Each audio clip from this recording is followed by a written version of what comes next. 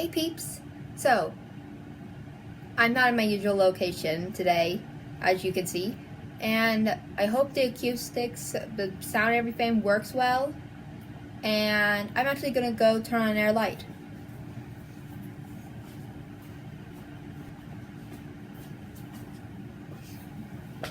Okay, now hopefully it's not so dark. So, I promised you guys a Monster Mania Marathon. That's the title I'm going with, and that comes from my friend. I want to say Adrian, but that's not a name because I've just finished watching Miraculous Ladybug. Aiden comes from my friend Aiden. That name comes from him. Sorry about that, Aiden. So yeah, Monster Mania Marathon. And just so you guys aren't confused, I'm going to be doing this a lot more, not just for the month of October, but this is when I'm kicking it off, is for the week of October leading up to Halloween. And I haven't been able to do it for, as you can see, I'm in a different location because I'm helping with my school's play of Radium Girls. Which, if you guys don't know what that is, you should look it up, because it's an awesome true story about the girls who worked in the radium factories during World War I and II, and they fought for their right to get compensation for their sickness that they got because they were working with this poisonous substance. So yeah, with that out of the way, I'm going to now do my first Monster Mania Marathon. Jazz hands. Okay, so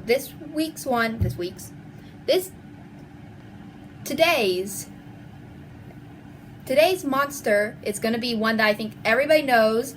Every culture in the world has one, and it's one of my favorite personal monsters. I wanted to be one for a long time. Not anymore. Still really like it though. And I am talking about vampires. Or vampires, or vampires, or however you want to say it. Whatever accent you do it with. I don't think it really matters how you say it. So anyway, vampires. So, as I said, every culture in the world has a vampire myth. For us English speakers, we mostly know about Dracula or Lilith if you're Jewish or Christian like I am. Or there's the Yowie Yowie from Australia, and I don't know if I'm saying this right, please correct me if I'm wrong, tiktik or tiktik from Philippines. Let me see if I can remember any more. Oh man, I learned about one from Prussia not too long ago for this video, but I can't remember what his name was now. But every culture around the world has some type of vampire. And a vampire is just any creature that is able to sustain itself on human blood. So it doesn't matter how they get it. They can get it through biting. They can get it through sucking with their hands, like the Yowie Yowie I know does. They can get it through any means possible, pretty much. As long as they drink human blood, they are a vampire. Okay, so our modern day vampires are very, very different from when they started out. I'm not sure about a bunch of cultures' vampires. I know a little bit about the tiktik and the Yowie Yowie and that one from Prussia, which is also European. But the main one I'm going to be focusing on today is the Dracula type vampire, or the one that many Western people know of. I may go a little bit into Lilith, but that's just because she's an awesome girl. She could be technically a vampire, but I think her title is succubus, which is like a vampire, but they don't drink blood, they drink the souls, usually of men, or their sperm, depending on who you ask. I prefer the soul, because I don't know why, it just makes me more comfortable. So yeah, I will mostly be talking about the Dracula type vampire today. So, to go back to giving you a little history, the vampire word vampire, I think I said that right, is a word from Old English, which I believe means blood drinker. So, yeah, I believe it comes from Germanic type words. I don't know if I'm saying that right, but it comes from Germanic. So Germany, Romania, Prussia, those type of places coined the word vampire. So, back during the Middle Ages, or the Dark Ages, vampires were not seen the way we see them nowadays. They were very dark, disfigured, pussy, face like coming off, rotting corpses. They were literally more towards what we think of zombies than sparkly, well-attractive, aristocratic types. And the thought was that if a loved one dies and their soul is not at rest, they are at risk of becoming a vampire. So if they weren't buried in the proper way, if they weren't buried in a churchyard, if they weren't given the sacred rites, they were at risk of becoming a vampire. And they would usually come back and drink the blood of a maiden in their family. So no one else was in danger, except if you were somebody usually under the age of 25 in their family. I don't know why. They just thought that if you were female, young, and a virgin, then you were at higher risk. But really, if you were anybody in the family, they weren't picky. They would take you. So, the way to kill a vampire was very simple. You had two options, pretty much. Two very common options. A, the staking for the heart was a very common way of doing it. Or B, cutting off the person's head, filling their mouth with rocks, and then placing it between their legs. I think it also may have been you had to bind their arms and legs to keep them from rising up.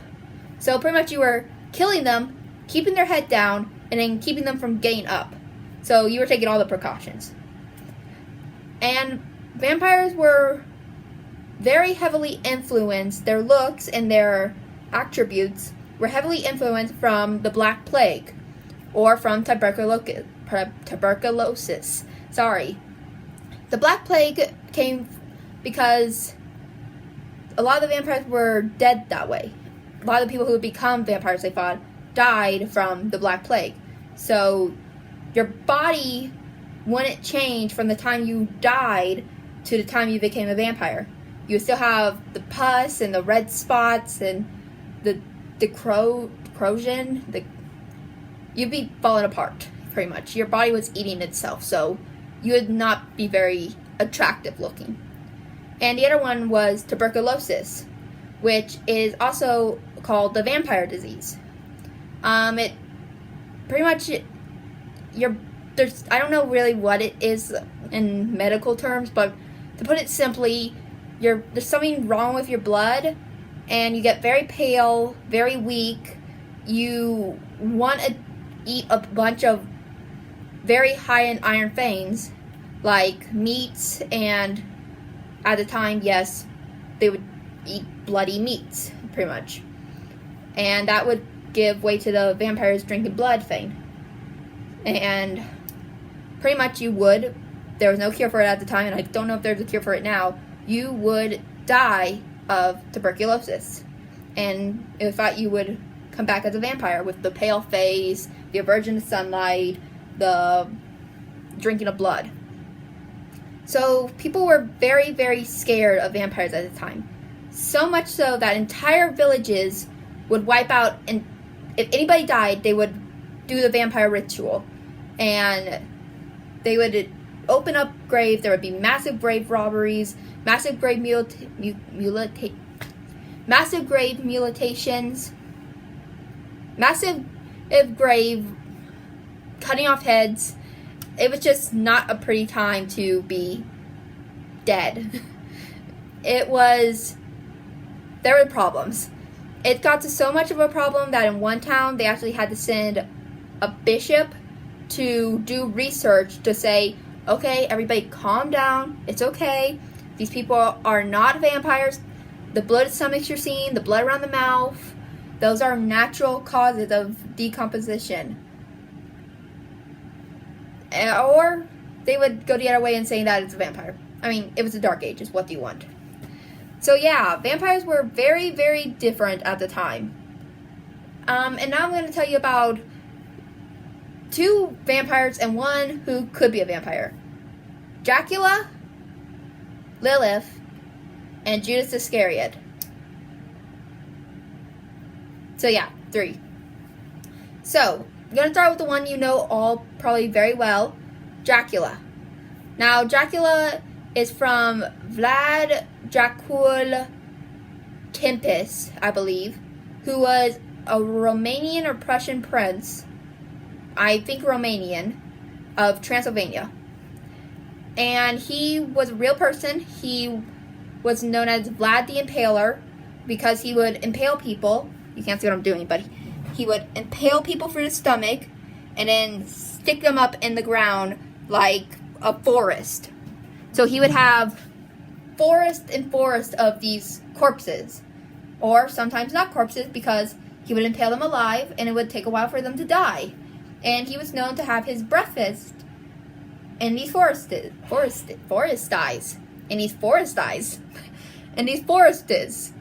believe I'm saying that right.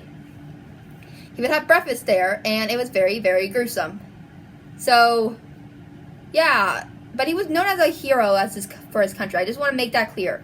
Vlad the Impaler was a hero.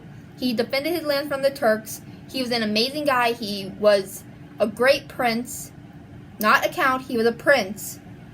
And it was just amazing for him. For him to do this. Not saying I hate any Turks out there. Just saying this is what happened. This is history. Vlad the Impaler stopped the Turks from taking over his part of Romania. So, the way of the vampire with him didn't come a part of the story until, let me see if I get the year right. Correct me if I'm wrong. 1813, where Bram Stoker went on a trip to Romania, and he was inspired by Vlad Dracul Tempest to write Dracula, which is the story that we all know and love about a guy who goes to England, gets it on with a bunch of virgins, and has a great old time until he's stabbed to death. So yeah, who wouldn't want that life? Okay, so that's Dracula. If you guys want to know any more about him, maybe I'll do a video just about Dracula. But going on to my second vampiric person, Lilith. Lilith was said to be the first wife of Adam. She was rejected by Adam. She was either rejected by Adam, or she was like, no, I'm not becoming your servant. I'm not doing that. I'm not. You can walk. Yeah. Yeah, like I said, I'm doing a play right now, so I'm in the costume room. There's a bunch of people out. So yeah, Lilith was the first would-be wife of Adam.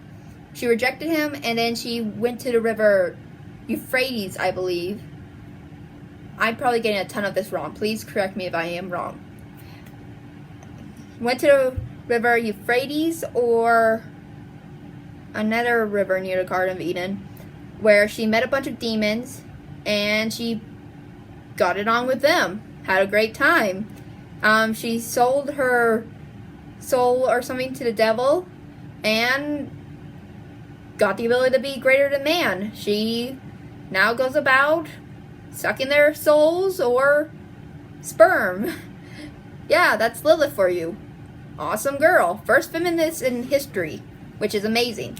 And I'm going to get back to you guys later because I have to start working on the costume. So, see you in a bit, peeps. Okay, peeps. So, it's the next day, and I'm going to continue my vampire fane. So, I'm back in my room. I should be left alone for a while. My little siblings are watching things on TV.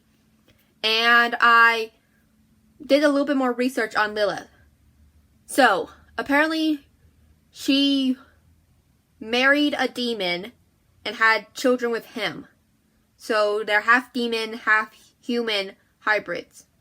And they were to be the enemies of the children of Eve.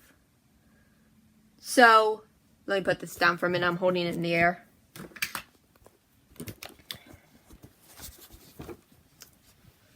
So, that's Lilith for you. She now travels the world, seducing men and sucking their souls. So, not technically in the general form of vampire. Sorry, I have something in my eye. Not the general form of vampire in that she doesn't drink blood, but I think it's kind of in the vampire realm of things by drinking the life force of humans. Okay, and the last one I'm going to talk to you about is Judas Iscariot. Now, this one is kind of weird because there really isn't that much information on it. It's kind of just like a theory that Christians have that Judas never actually died, that he became a walking corpse who feeds on humans. It doesn't make sense, but it's something that's out there. That it comes from the Bible verse that not all will die before the rising of Christ. So people translate that to mean that Judas is still alive somehow. And they also think that it makes sense in the form that a lot of the weaknesses of vampires also go back to things that relate to Judas. So like there are virgins of silver, the 30 pieces of silver in the Bible that Jesus sold Jesus for. The 30 pieces of silver that Judas sold Jesus for could be why vampires don't like silver. Or the stake in the chest could be because he hanged himself on a tree. Sunlight, because sunlight is pure and Judas is considered pure evil for some reason. I don't know why. He was just a man. So yeah, there's some things that people think of with Judas Iscariot that he could be a vampire, but I don't believe that's true just because it doesn't make sense to me. It just doesn't make sense. The Bible says he hanged himself on a tree and he was human. Humans don't come back from that. In fact, it said his intestines spilled out on the earth. And that is why the earth is now called the field of blood or something like that. I can't remember the name off the top of my head. But yeah, I don't think that Judas is a real vampire walking the earth. But it's just a legend like every culture has. Okay, so now for the final part, vampires in today's society. So everybody knows about Twilight and Dracula movies and the books and how they have influenced the media. That monster movies are still very popular. Humans are always gonna want something that's beyond human, something that's mythical and powerful and, as we see it now, sexy. But there's also another form of vampire in our world. There's these things called covens. Actually, I think that's for witches. Yeah, coven may be for witches, but I think it could also be a vampire coven. There's these covens. The biggest ones that I know of are in California, New York City, and I think there's a few in Louisiana. So those are the big ones in the United States I know of. And practically it's just people who are kind of like otherkins. They want to be vampires, so they go to these parties, they act like vampires, they actually do drink blood, which isn't healthy. I wouldn't recommend that, but if that's something you want to do, want to try, go ahead. Just make sure you're healthy before you do it.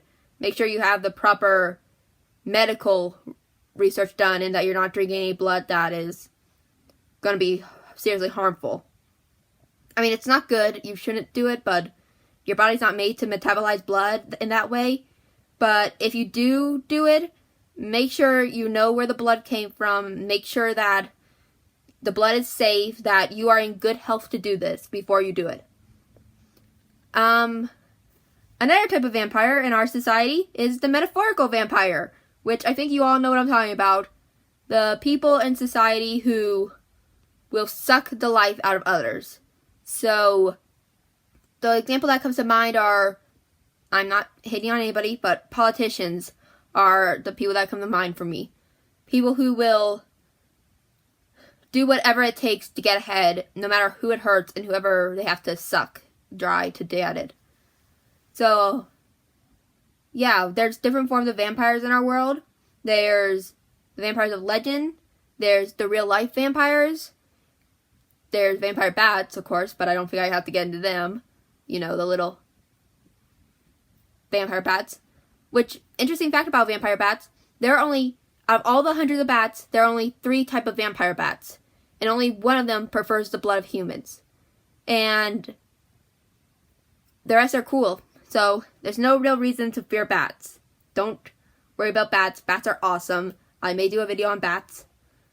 So yeah, vampires are those creatures that have been in our society and all societies since the dawn of time, and they're going to be with us probably until the end of times. So vampires will always be with us, and as our society changes and evolves, there's going to be new types of vampires and new means to what it means to be a vampire. From the rotting corpses of yesteryears to the sparkly handsome ones of today. So who knows what a vampire will be in the future. If you guys want to guess, feel free to think of what a vampire may be in the future down in the comments. And with that, peace out, peeps, and happy Halloween.